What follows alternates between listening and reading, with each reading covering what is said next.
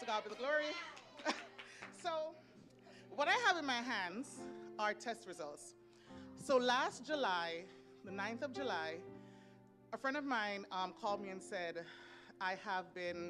she has been diagnosed with cervical cancer. I prayed with her.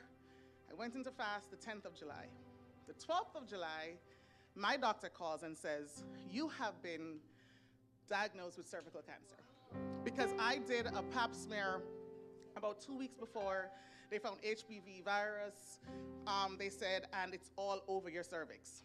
So she said, you have to go into a specialist. So I went to the gynecological oncologist the following Tuesday, and she did a test. I said, I want to redo it. She said, you don't believe the results? I said, no, I don't. Whose report will you believe?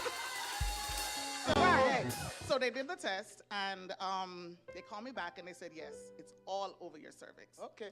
So she said, we're going to do something called a leak test, and it's a laser, so we're going to laser some out to see exactly how far, what stage, and hopefully we'll take out some of it at the same time. I said, by the time I come back for that test, I'm going to be fully healed. And she's looking at me.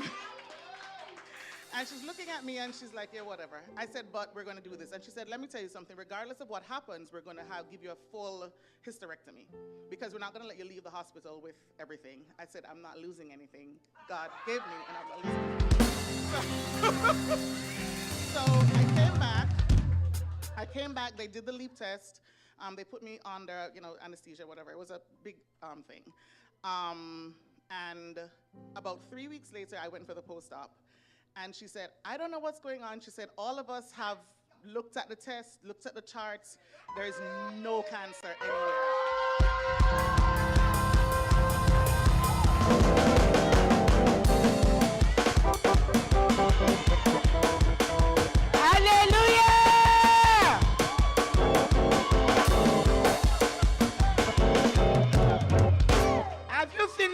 One more. So they said they're going to do it again. They said they're going to do it again because it must have been wrong. So they did it again about a month later, and there's no cancer, and these are the results. If I don't talk about Pastor Georgie and Pastor Maria, when I got it the first time and I came here, they said, no way. There's no way. And they prayed with me, and they kept me in prayer, and he kept speaking over my life, and Pastor Maria kept speaking over my life, and Pastor Georgie. So listen, we are in a really powerful church, and there are churches out there that are dead, but our pastors, they stick with us.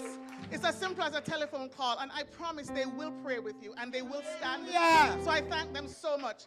Thank you so much. Hallelujah.